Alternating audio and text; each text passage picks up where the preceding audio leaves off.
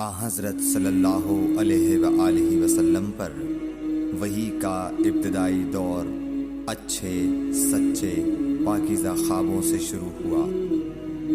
آپ خواب میں جو کچھ دیکھتے وہ صبح کی روشنی کی طرح صحیح اور سچا ثابت ہوتا۔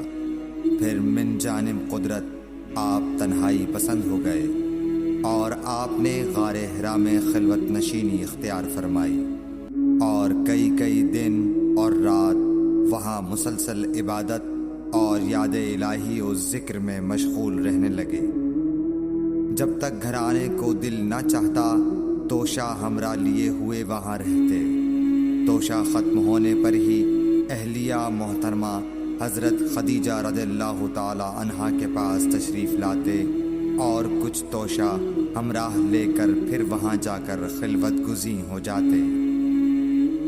یہی طریقہ جاری رہا یہاں تک کہ آپ پر حق منکشف ہو گیا اور آپ غار حرا ہی میں قیام پذیر تھے کہ اچانک حضرت جبرائیل علیہ السلام آپ کے پاس حاضر ہوئے اور کہنے لگے کہ اے محمد پڑھو۔ آپ فرماتے ہیں کہ میں نے کہا کہ میں پڑھنا نہیں جانتا۔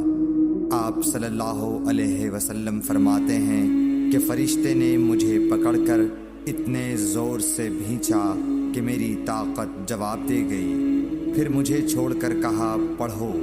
میں نے پھر وہی جواب دیا کہ میں پڑھا ہوا نہیں ہوں۔ اس فرشتے نے مجھ کو نہایت ہی زور سے بھینچا کہ مجھ کو سخت تکلیف محسوس ہوئی۔ پھر اس نے کہا کہ پڑھ۔ میں نے کہا میں پڑھا ہوا نہیں ہوں۔ فرشتے نے تیسری بار مجھ کو پکڑا اور تیسری مرتبہ پھر مجھ کو بھینچا۔ پھر مجھے چھوڑ دیا اور کہنے لگا کہ پڑھو اپنے رب کے نام کی مدد سے جس نے پیدا کیا اور انسان کو خون کی پھٹکی سے بنایا۔ پڑھو اور آپ کا رب بہت ہی مہربانیاں کرنے والا ہے۔ بس یہی آیتیں آپ حضرت جبرائیل علیہ السلام سے سن کر اس حال میں غار حرا سے واپس ہوئے کہ آپ کا دل اس انوکھے واقعے سے کانپ رہا تھا۔ آپ حضرت خدیجہ کے ہاں تشریف لائے اور فرمایا کہ مجھے کمبل اوڑھا دو، مجھے کمبل اوڑھا دو۔ لوگوں نے آپ کو کمبل اوڑھا دیا۔ جب آپ کا ڈر جاتا رہا تو آپ نے اپنی زوجہ محترمہ حضرت خدیجہ رضی اللہ تعالی عنہا کو تفصیل کے ساتھ یہ واقعہ سنایا اور فرمانے لگے کہ مجھ کو اب اپنی جان کا خوف ہو گیا ہے۔ آپ کی اہلیہ محترمہ حضرت خدیجہ رضی اللہ تعالی عنہا نے آپ کی ڈھارس بندھائی اور کہا کہ آپ کا خیال صحیح نہیں ہے۔ اللہ کی قسم آپ کو اللہ کبھی رسوا نہیں کرے گا۔ آپ تو اخلاق فاضلہ کے مالک ہیں، آپ تو کنبہ پرور ہیں، بے کسوں کا بوجھ اپنے سر پر رکھتے ہیں، مفلسوں کے لیے آپ کماتے ہیں، مہمان نوازی میں آپ بے مثال ہیں اور مشکل وقت میں آپ امر حق کا ساتھ دیتے ہیں۔ ایسے اوصاف حسنہ والا انسان یوں بے وقت ذلت و خواری کی موت نہیں پا سکتا۔ پھر مزید تسلی کے لیے حضرت خدیجہ رضی اللہ تعالی عنہا آپ کو ورقہ بن نوفل کے پاس لے گئیں جو ان کے چچا زاد بھائی تھے اور زمانہ جاہلیت میں نصرانی مذہب اختیار کر چکے تھے اور عبرانی زبان کے کاتب تھے۔ چنانچہ انجیل کو بھی حسب منشائے خداوندی عبرانی زبان میں لکھا کرتے تھے۔ انجیل سریانی زبان میں نازل ہوئی تھی، پھر اس کا ترجمہ عبرانی زبان میں ہوا۔ ورقہ اسی کو لکھتے تھے۔ وہ بہت بوڑھے ہو گئے تھے، یہاں تک کہ ان کی بینائی بھی رخصت ہو چکی تھی۔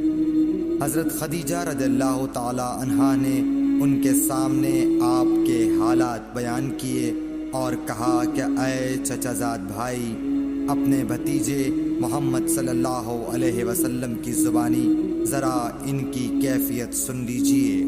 وہ بولے کہ بھتیجے آپ نے جو کچھ دیکھا ہے اس کی تفصیل سناؤ۔